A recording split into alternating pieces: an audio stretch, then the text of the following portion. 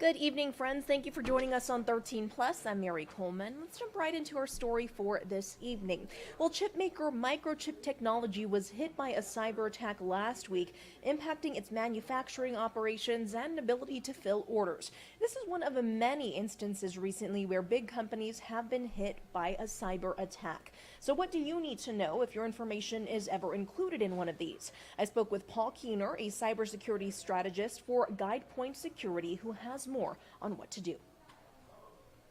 So what GuidePoint does is we provide cybersecurity solutions for companies who need help with defense, who need to do assessments, any type of cybersecurity product or service, GuidePoint can provide it.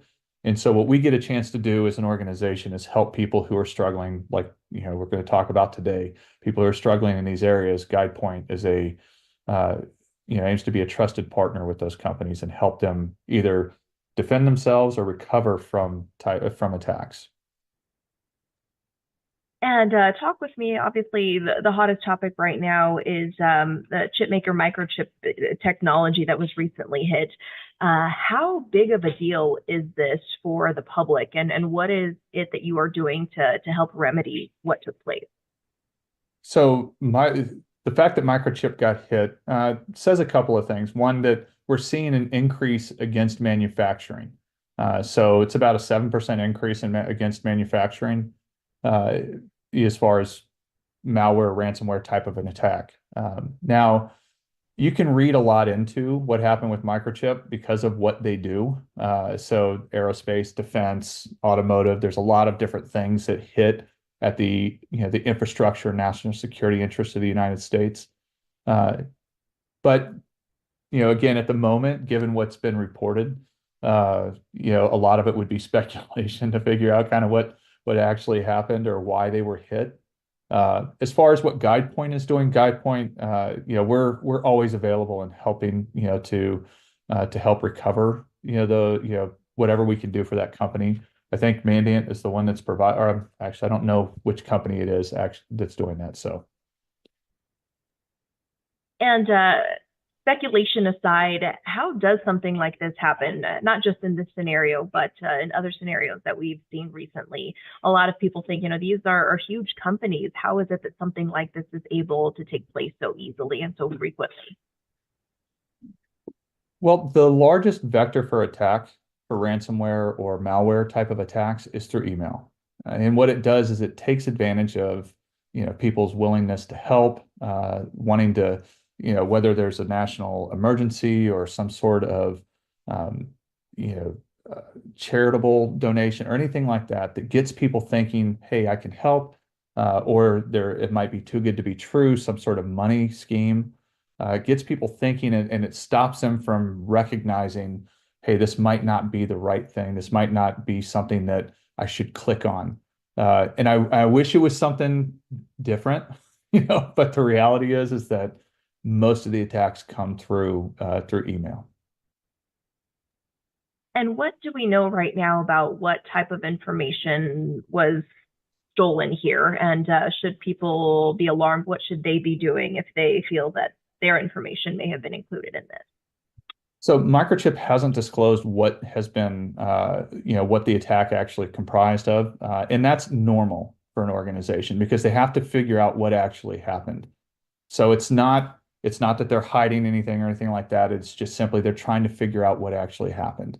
So if you are a customer of an organization that's been hit like this, first thing you have to do is make sure that you're aware that your employees know that you as a consumer know that, hey, I've transacted with this company before, and so I just need to make sure that if something comes from them in an email that says, hey, by the way, this is Microchip, and we'd like to get your information to validate your account, probably want to call them first.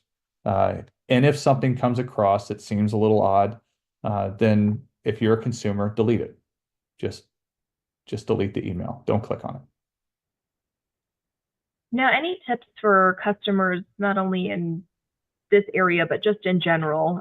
Again, we've seen this happen more and more frequently with cyber criminals hitting various entities. Any tips for consumers here? Sure. So the biggest tip, again, is to pause. Most of the attacks that you see get you to look past your instincts. Like, hey, this doesn't feel right. You get this feeling like, oh, I haven't seen this email. I haven't seen this text message before. I haven't seen this person coming into our facility before. And so rather than confront the issue, most people will just bypass it and just, okay, well, I'll click or I'll delete it. What I would say is make sure that you pay attention to those signs and just pause, see if it makes sense, see if it's in a line, if you can determine where the email came from, or if there's an attachment in there that you shouldn't be clicking on, or if somebody's trying to gain access to your facility that you don't know to challenge them.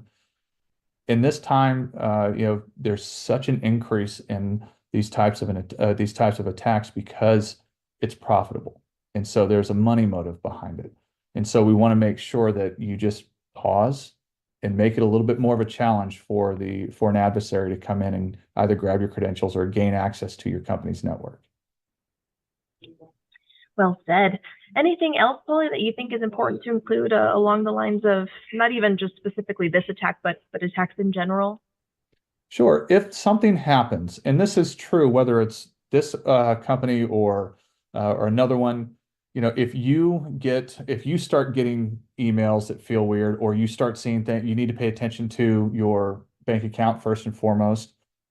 This is a high time for, as we're approaching here, I think it's Labor Day coming up. There's going to be Labor Day travel. The criminals they're not just focused on microchip. They're not focused on those. They're focused on money. And so one of the best things you can do is make sure that you're paying attention to your bank account. If anything seems weird, to immediately call your bank, and see what happened, challenge the charge. The other thing that you can do as a customer or as a business, GuidePoint, again, as I said at the start, GuidePoint is a cybersecurity company. We do advising and consulting. And one of the things that we put out quarterly for free is our GuidePoint research and intelligence team's threat reports. And we put out a ransomware report, and it talks about all of the trends. And I think that as a business, one of the best things you can do is be informed about what the threat actually is. And so that way you know what the threat is and you can defend against it. And by the way, that's available for consumers as well, not just for businesses.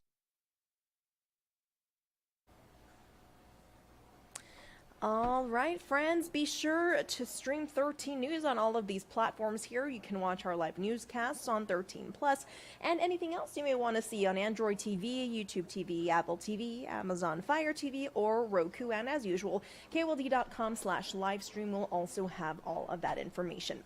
For now, we will leave you with a live look from our Mount Bigelow camera. Looks like there might be some rain out there in the distance. Kind of cloudy out there, but hope you're having a great week. And hey, tomorrow's Friday, guys.